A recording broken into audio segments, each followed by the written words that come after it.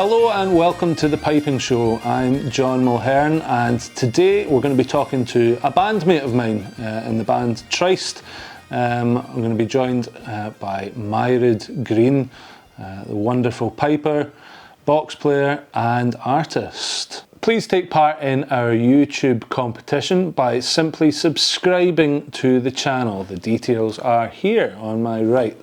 Once we've got 2,000 subscribers to the channel, we'll be choosing 3 winners. And here's Helen with the news.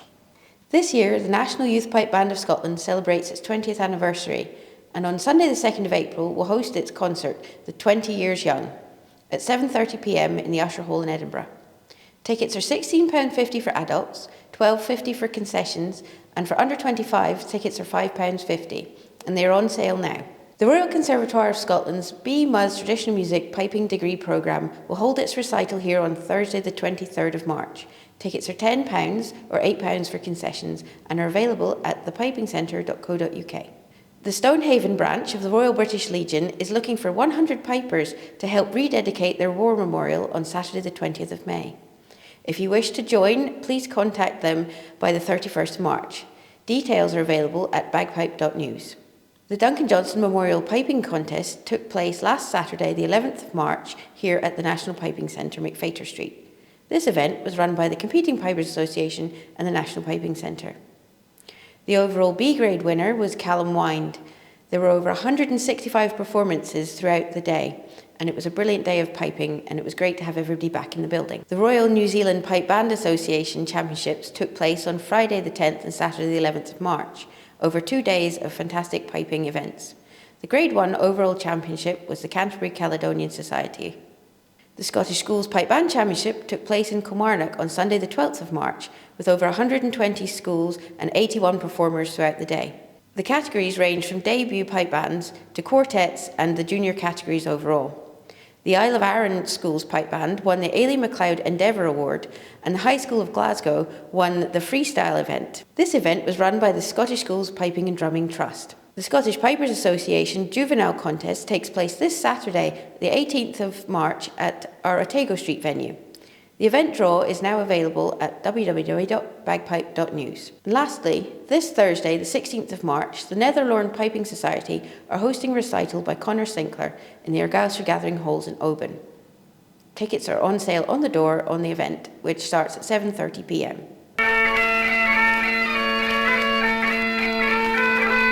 Hello there. Last Wednesday was International Women's Day, and so today I thought we would talk about the Australian Ladies Pipe Band, one of the better known ladies pipe bands from history, but one that I think we could know a little more about.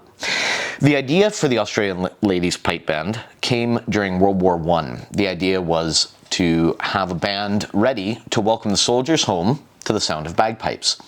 However, there was so much interest in people joining this band that they had to quite heavily restrict who could join. And the requirements to join the band were that you had to be an Australian-born girl or woman, you had to have Scottish grandparents, and you had to have either a brother or a father who had died in the war. So the band was formed, and they started to raise thousands of pounds for soldiers' charities. An idea was then put forward to have a world tour for the band. Now, somewhat unsurprisingly, but very disappointingly, that was met with quite a lot of resistance. However, in May of 1924, the band managed to embark on this world tour, and the tour would go everywhere from Australia to New Zealand, the USA, England, Scotland, Ireland, Wales, and France. And we have here a postcard from that world tour featuring the members of the band. I actually have a list of all the names of the people in this photo. The members of the band were Pipe Major Dolly McPherson, Pipe Sergeant Elsa Buchanan.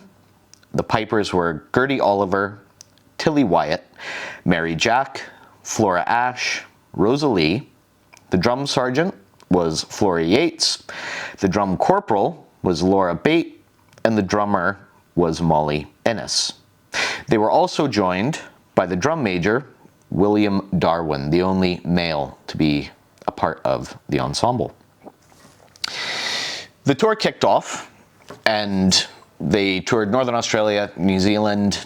I kind of listed the countries already, but interestingly, when they came to Scotland, they received quite the welcome.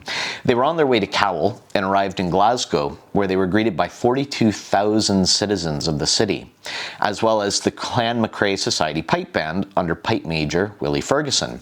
Willie Ferguson, who famously composed the tune, The Australian Ladies. The band went on to play at Cowell, where they were honoured to lead the March Past of 1,000 Pipers. They were then also honoured with a royal command to perform for His Majesty the King and Her Majesty the Queen at Braemar. Shortly thereafter, they gave a concert in Glasgow at Kelvingrove to an audience of 15,000 people. There's a report that there were actually 7,000 more people trying to gain admission, but the police had to cut it off for safety reasons. Unfortunately, the band was then involved in quite a serious car accident in which 3 people died and 2 members of the band were injured. One of the unfortunate people who died was Robert D. Laurie, the son of R.G. Laurie, founder of R.G. Laurie Bagpipes, and his son Robert D. Laurie was at the time the managing director of R.G. Laurie Bagpipes. The tour would continue on, and in January of 1927, they returned to Australia to an incredibly warm welcome. Shortly thereafter, they commenced a tour of Australia, during which a number of their detractors from before their world tour were asking them to play performances. I'd like to say a big thank you to Mr. Robert Baker of Australia, who kindly donated this photograph alongside a number of other photographs and artifacts to the Piping Centre last year. If you're interested in learning more about the Australian Ladies Pipe Band, Jeannie Campbell MBE has written quite extensively about this band, both in her book Pipe Bands, as well as in an article from the October 2017 Piping Times.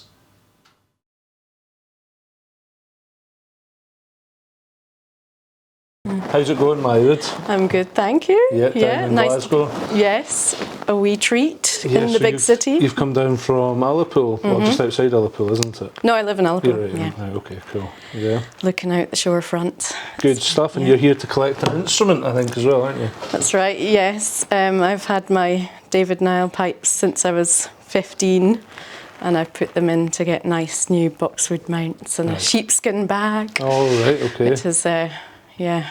Good, yeah. I mean, I guess a lot of our viewers perhaps won't know you so much as a Helen Piper, but it's your first instrument, really, isn't it? You're perhaps a little bit better known as a box player. So. Yeah. So no, I did start on the pipes. I got tuition from Pipe Major Norman Gillis since I was 8 years old, just in the local primary school, and all my siblings played, all the next door neighbours. It's quite a big piping community in Ackletybury. But then, yeah, took up the accordion when I was about 10, and yeah, that kind of took off. But yeah, play them both. How did Norman take to you playing the accordion? I went to some summer schools with Norman, and I remember him as quite a stern man. Yes, he did say I would get warts on my fingers if I played such an instrument. And yeah, it was when I was just sort of starting high school, and I wasn't so much the favourite as soon as I took up playing the accordion. He stopped speaking to me.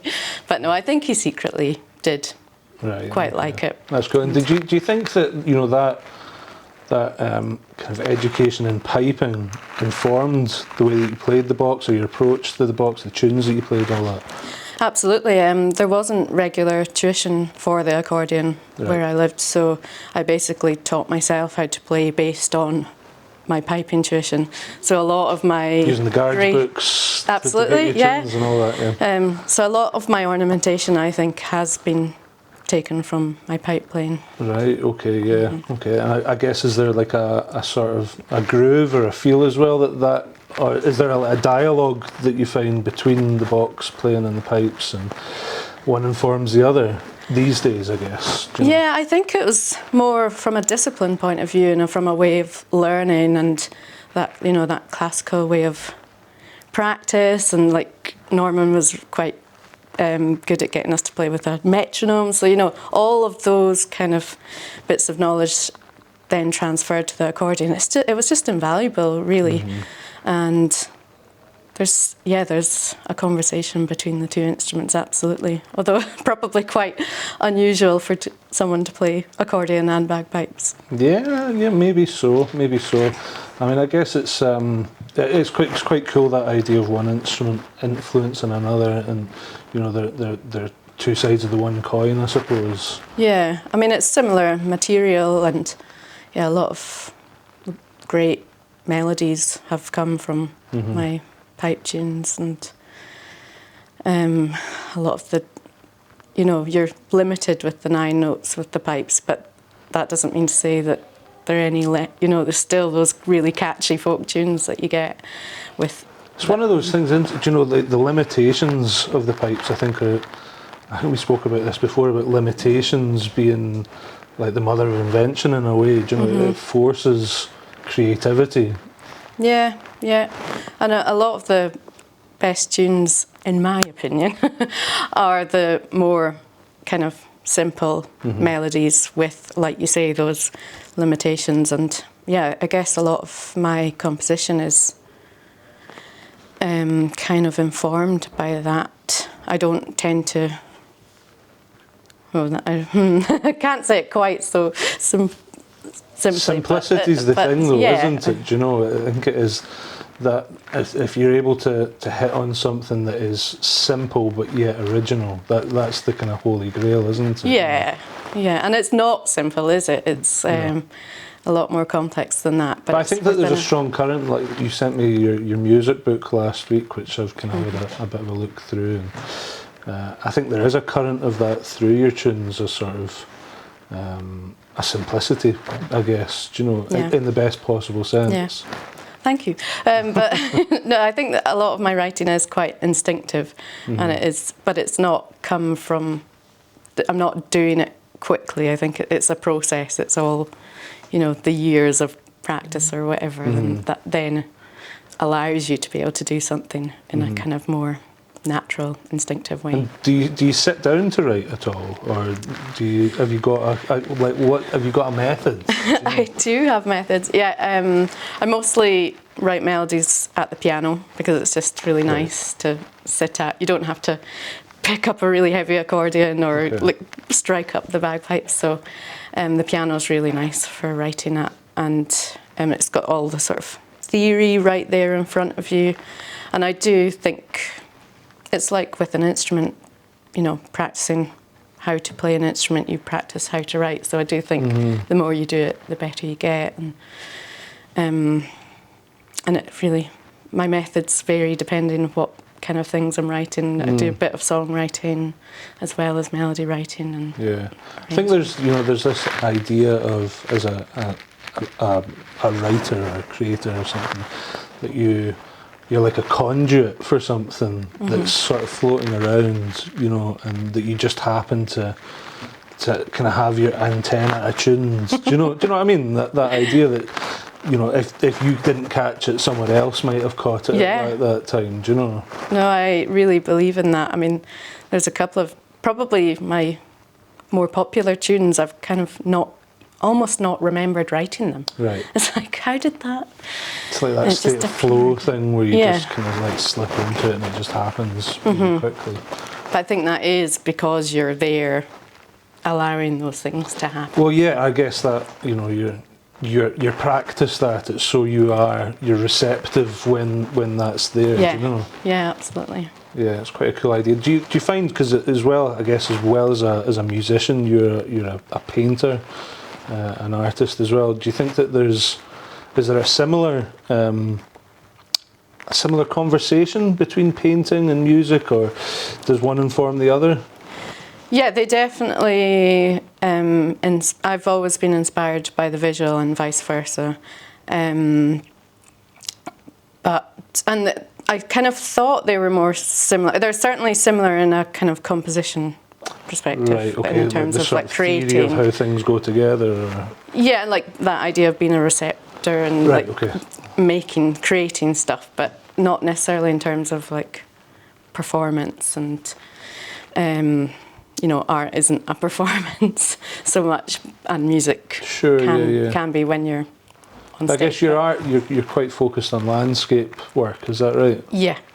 So yeah, growing up in Achiltibury, it's a cliche, you can't help but not be inspired by the stunning landscapes. I mean, I went for a walk the other day and it's, you know, the snow on the hills and just, it was a coastal path and it just came round the corner, seeing all the hills covered in snow with the sea, and there's nothing that beats it. It's just, and that... I don't know, the sort of post-industrial landscape down here. Yeah, no, I mean it's my roots. Yeah, it's not, for and, sure, and it is I just love being in the landscape, and it's so relatable to the music that It's a sense of place, really, isn't it? Then, yeah, in that case. Sense of place, identity, and it informs all my previous albums have been kind of inspired by the place. It's kind of unavoidable for me, but yeah, I mean, I guess it's the source of inspiration for countless artists, really, isn't it? yeah. I think I saw online that you've recently been doing some work with Mike Vass again. I have. Do you want to tell us a little bit about what? I just saw some pictures of synthesizers all over the place, which is right up my street. Yeah, Mike got some 1970s synths sent up the road, and that's very exciting. We've been very fortunate to receive some funding from Creative Scotland to do a pipes and electronics album. So we're in the deep creating stage of that at the moment, and it's a total joy to make. It's really, the pipes, just especially the small pipes, they just lend themselves so well to electronic music. I feel like I've found my calling. With the accordion, it's really mechanical, and the pipes are, the small pipes just sound like they're made for it. Well, I think it's like that sort of almost buzziness to them. Yeah. That's like, you're sort of, is it like a sort of sawtooth waveform that you get from a synthesizer? So there's a sort of like, they sit in the same space, I guess. Yeah. Texturally. Yeah, they really do, and we're just. It's a total luxury to be able to, well, we both live in the same village and we've got our home studio, so to be able to kind of, any window we get, just work on that on a regular basis with no, the deadline's not till the studio's booked till in September, so we've got that. So you're just demoing stuff right now? Yeah, right, yeah, okay. So it's really early stages. Really early stages, and having that luxury of time is just amazing, and really feel very chuffed to be able to do that. So that's great. And so have you got any plans for where that's going to lead to? Obviously it's going to take it, you're going to do an album, but are you planning to perform it as well? Yeah, ideally perform it, although we have no concept of how that is going to work yet. It's going to be a bit of a learning curve that doing the electronic things live can be fraught. I suppose doing a bagpipe live is fraught as well. Yeah, I've got that to contend with too. Actually, I might have to take a pipe tech with me, especially if I'm going to be changing between Highlands and small pipes all the time. Of course. But no, it'd be great to perform it live. I think it'll be a really fun end of the night dance kind of show. Right, okay. That sort of vibe. Hopefully. Yeah. Good. All right, cool. Well, listen, thanks very much for coming in and joining us today, Mairearad. No bother. Nice to talk to you. All right.